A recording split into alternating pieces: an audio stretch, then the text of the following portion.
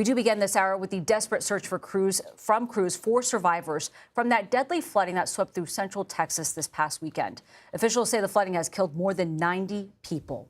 That includes at least 27 campers and counselors from the Christian girls camp, Camp Mystic, which sits along the Guadalupe River.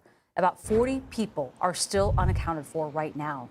And Texas Governor Greg Abbott said over the weekend, crews have rescued at least 850 people. And Florida is now saying it is sending its own teams to help out with those rescue efforts. We're also hearing from two brothers who survived the flooding at a different camp in Hunt, Texas.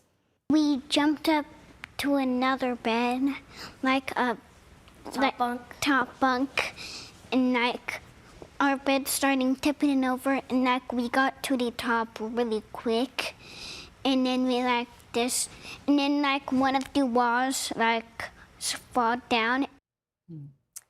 And CBS News reporter Nidia Cavazos is in Kerrville. That's about 65 miles northwest of San Antonio. Nidia, very good to see you. At this point, there are still 10 girls and one counselor missing from Camp Mystic. What do search efforts look like for them, as well as the others that are still unaccounted for right now?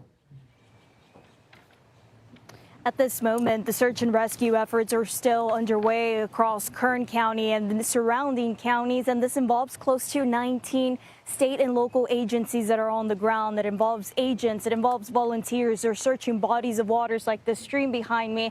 It involves volunteers on land, the use of helicopters, drones, and all of this is an effort to find these missing girls that were part of the Christian camp and whose cabins were washed away with the rain and the unexpected and unprecedented storms here across the state of Texas.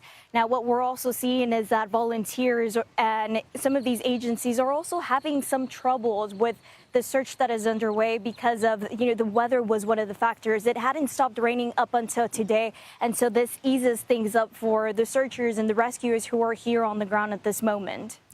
Yeah, I was going to ask you a little bit more about that, Nidia. Of course, the threat from storms not over yet. As you mentioned, weather still a major concern. Can you talk to us about some of the weather conditions and other factors residents and crews are facing right now? What are they up against as they try to make their way to save more people?